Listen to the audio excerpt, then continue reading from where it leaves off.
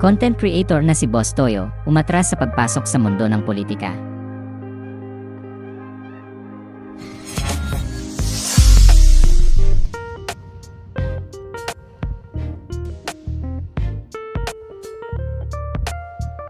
Si Boss Toyo, na ang tunay na pangalan ay Jason Luzadas, ay isang content creator, negosyante, at social media influencer.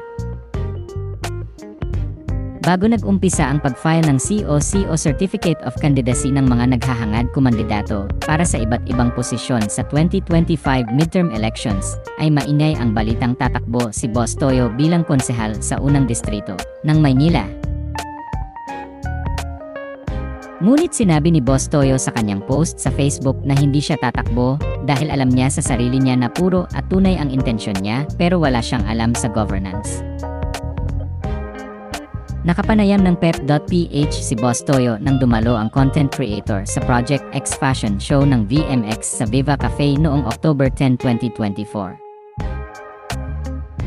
Doon ay tinanong ang social media influencer tungkol sa pasya niyang umatras sa pagpasok sa mundo ng politika. Anya, hindi ko isinasara yung pinto, pero gusto ko kasi kapag dumating yon, ready na ako. Kita mo naman, lahat ng mga kumandidato, yung mga kapwa natin content creators, nag-backlash sa kanila, maraming mga bashing.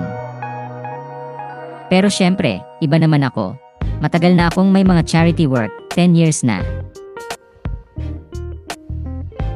Ayon pa kay Boss Toyo, mas pinili niya munang maging pribadong tao sa pagtulong niya dahil kaya niya pa naman daw.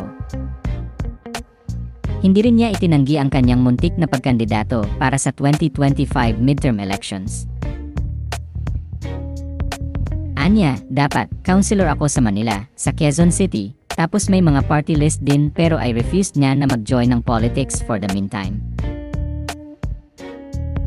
Nang tanungin naman kung ano ang opinyon niya sa ibang content creators na tatakbo sa 2025 midterm elections, sinabi ni Boss Toyo na okay lang daw sa kanya at wala siya sa katayuan para mag-judge sa ibang mga tao. Ayon pa sa kanya, i-endorse niya ang mga kaibigan niya at mga politikong sinusuportahan niya. Anya, okay lang. Kung gusto nila yon, kung hangarin naman nilang tumulong, bakit hindi? Wala ako sa katayuan para mag-judge sa ibang mga tao. Marami naman akong sinusuportahan ng mga politician, mga kaibigan. Sila yung mga i-endorse ko.